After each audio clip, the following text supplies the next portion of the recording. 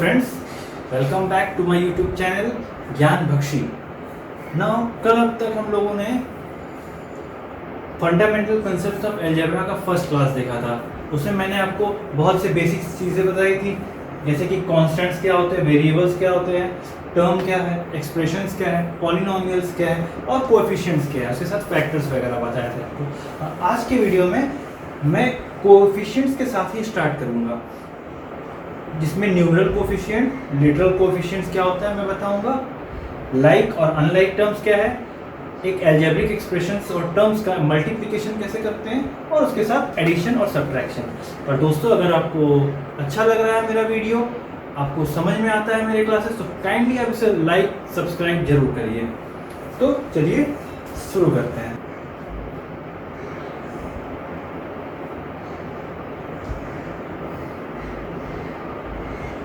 Numeral coefficient और literal coefficient.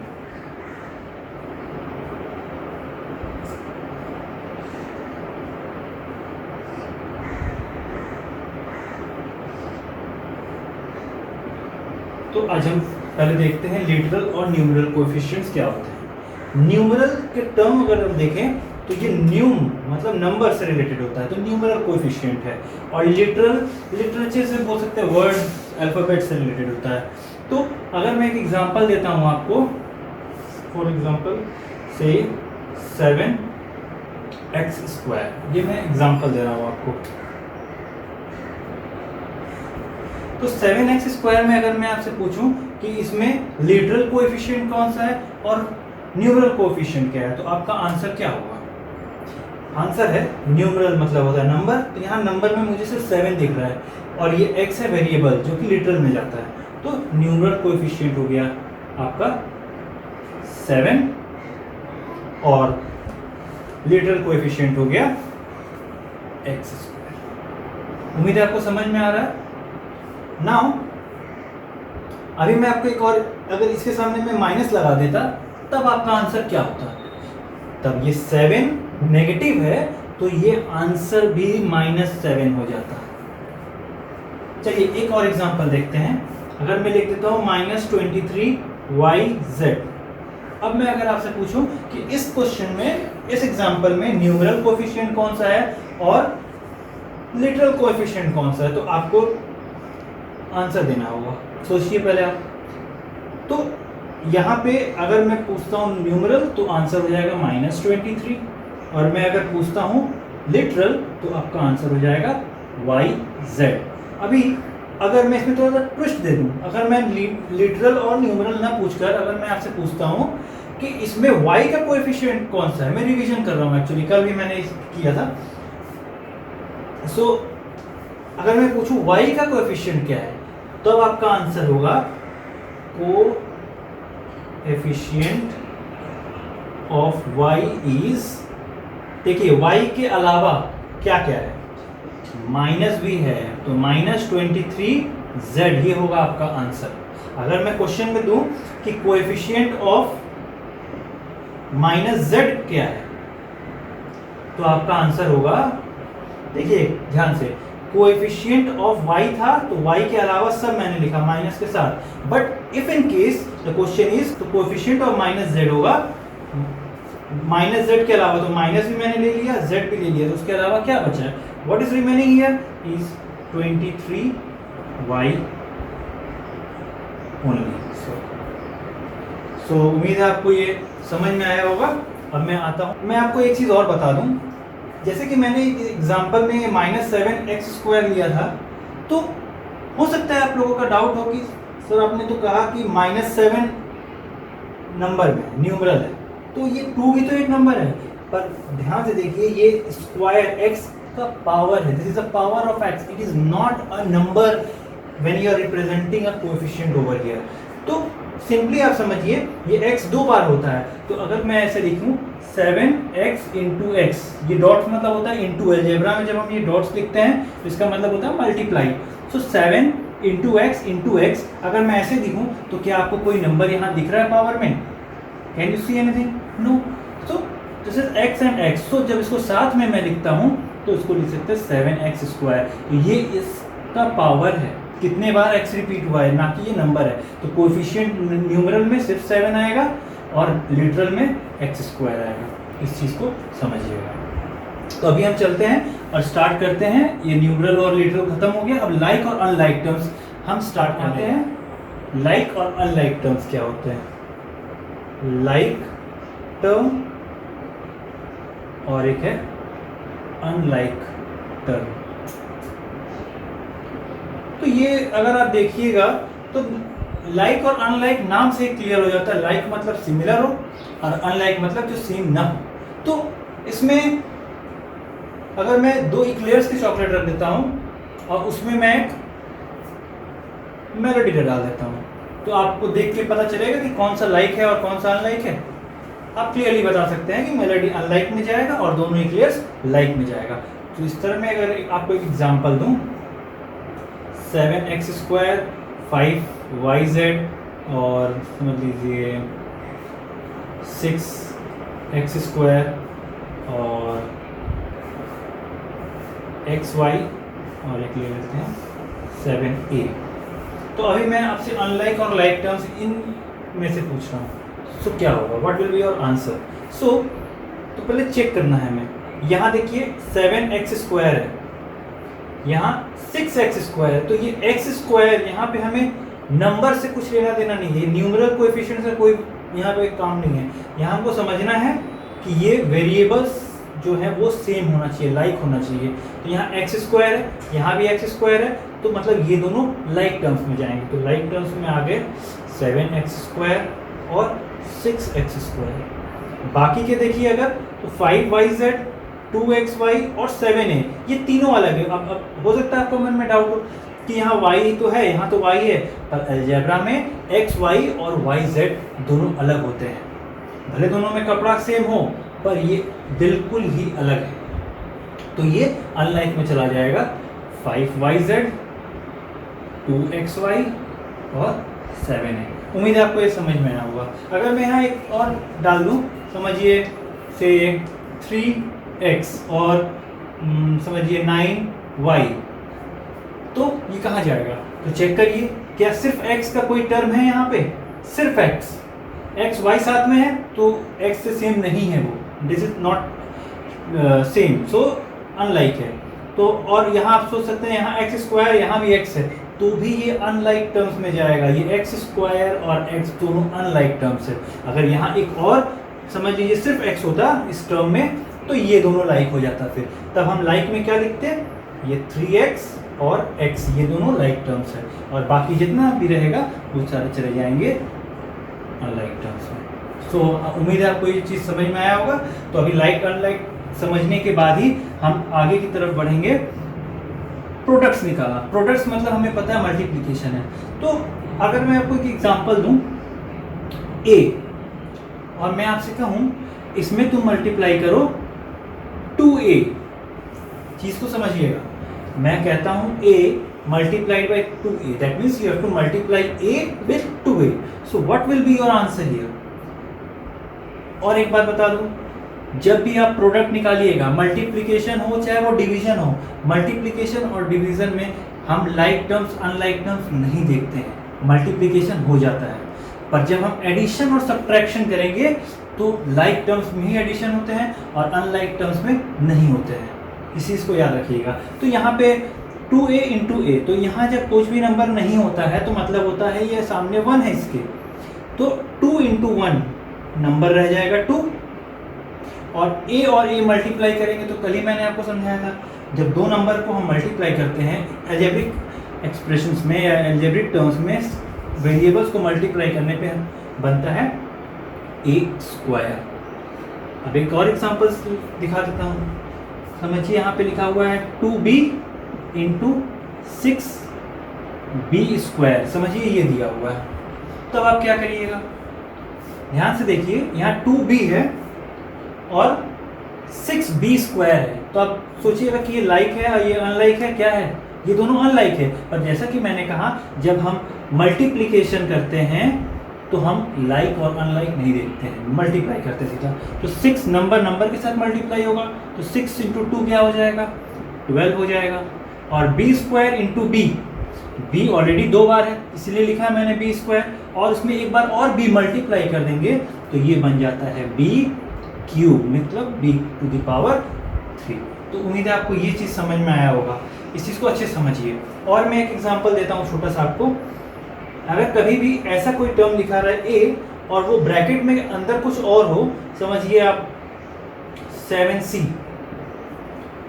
मान लीजिए आपका क्लास हो सकता है 7c, तो अभी इसका मतलब क्या होता है, इस ब्रैकेट और इस a के बीच में अगर कोई साइन नहीं है, यहाँ पे कुछ भी नहीं है, खाली है, तो मतलब ये इसके साथ मल्टीप्लाई होगा।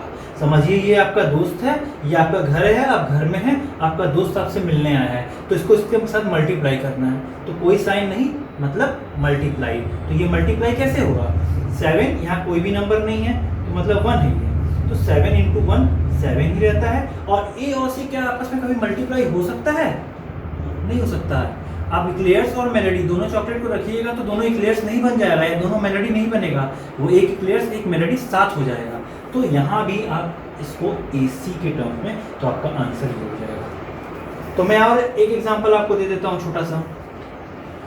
से A है, या समझिए A बहुत हो गया, A के साथ ज़्यादा खेल खेलेंगे तो ये गुस्सा हो जाएगा, तो X हो जाता है, यहाँ 7 अंदर मिल देते 7u प्लस 9 से S, ऐसा कोई एक टर्म है।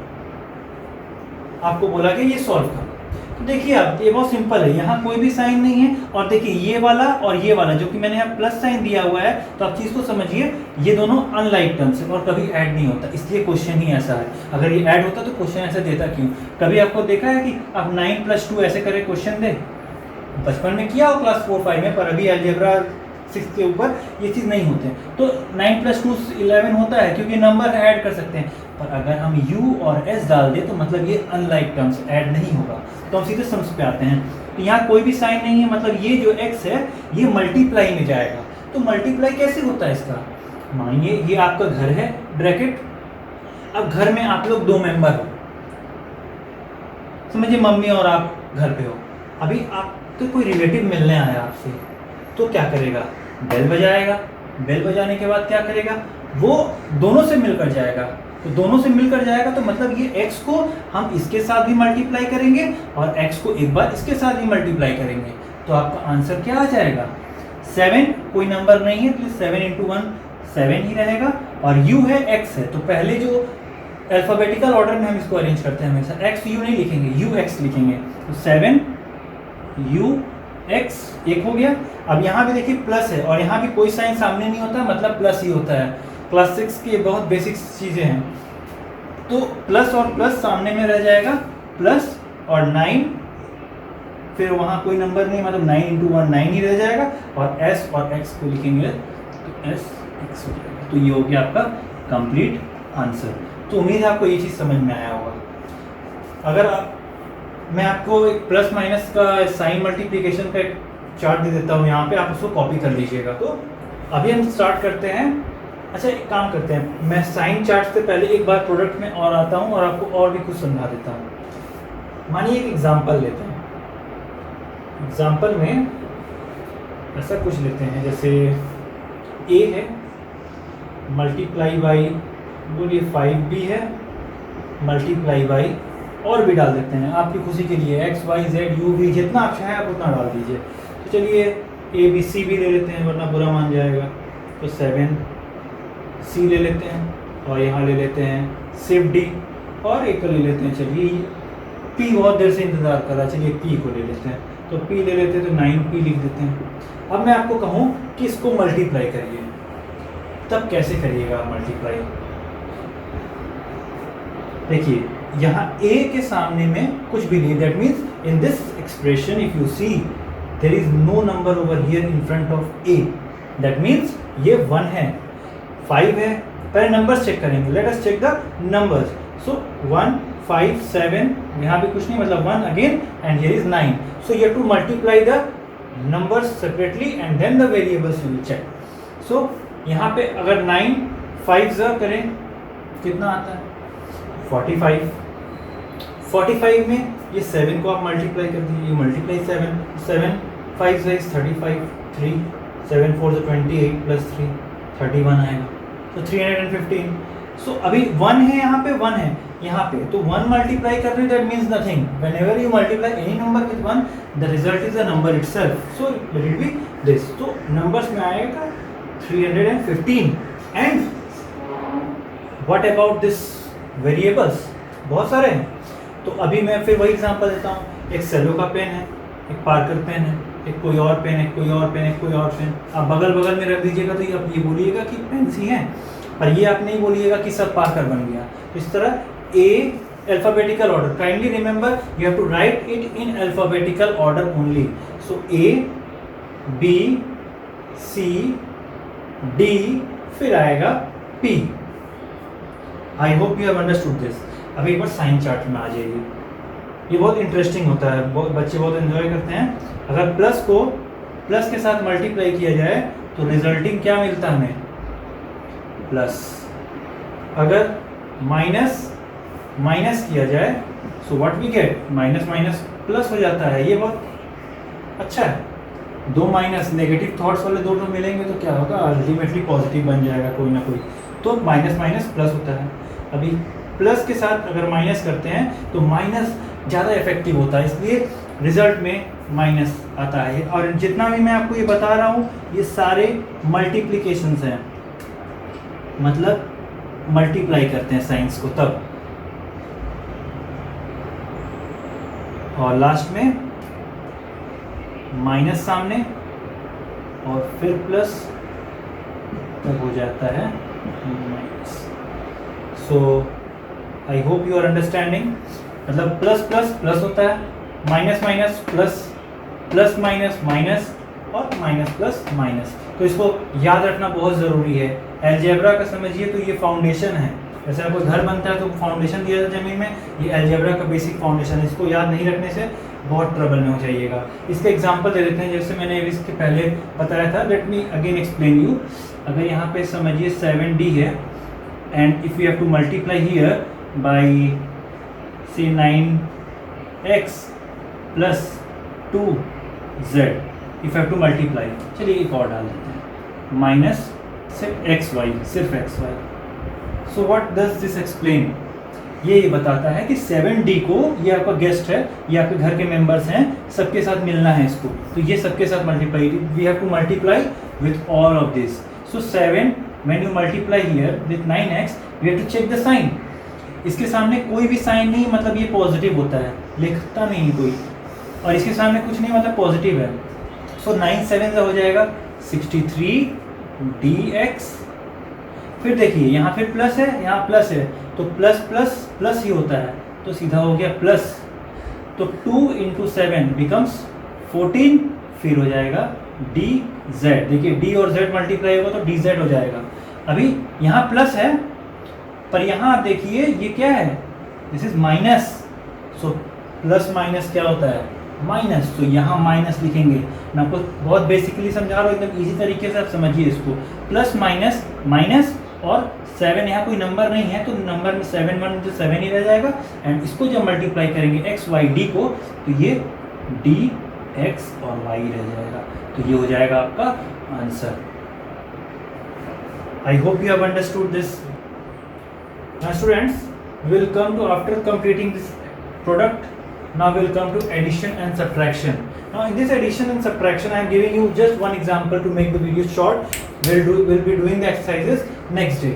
So there are two methods of doing addition and subtraction. One is column method and the other is row method. Now in this column method, actually this is a very basic for class 6-7 students who just start their addition and subtractions. If they face problem, they try to do with this method. But as gradually you go to higher classes, you have to use this method, because this is, so you can say, simply a wastage of time. You cannot copy the question again and do in column method.